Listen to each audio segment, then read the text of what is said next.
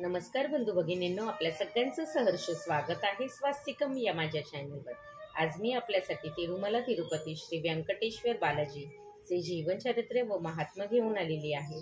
तरी आपण श्रवण करावं आणि आपल्याला जर माझे व्हिडिओ खरंच आवडत असतील तर आपण माझ्या चॅनलला सबस्क्राईब करा, माझ्या व्हिडिओला लाईक करा आणि कमेंटमध्ये गोविंदा गोविंदा लिहायला विसरू नका। आकाशगंगा तीर्थ। पूर्वीच्या काळी नंदी नावाचा एक म्हातारा भक्त दररोज पापविनाश तीर्थाला जाऊन तेथील पाणी आणून श्री स्वामीला अभिषेक करीत असे। स्वामीने त्या वृद्ध भक्ताचे कष्ट निवारण करण्यासाठी भक्त नंदीची दया येऊन आपल्या बाणांच्या उपयोगाने वियतगंगेहून तीर्थ आणले। हे तीर्थ आकाशगंगा या नावाने प्रसिद्ध झाले। या तीर्थात स्नान केल्याने सर्व पापांचा परिहार होतो।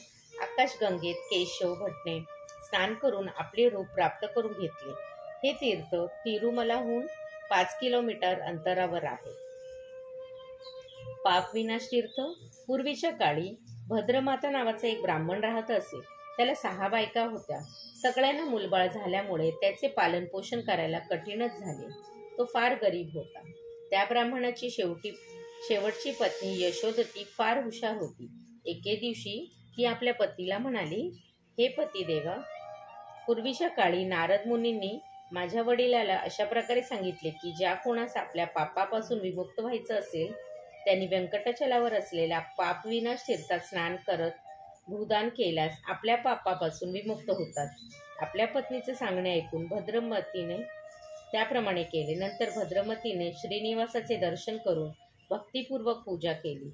भद्रीमती तेथून येऊन आपले घर पाहिले तर लक्ष्मीने भोगभाग्याने नांदत असलेले केलेले दिसले। श्री तिरुपती बालाजी पर्णमस्तु। शुभम भवतु, शुभम भवतु, शुभम भवतु।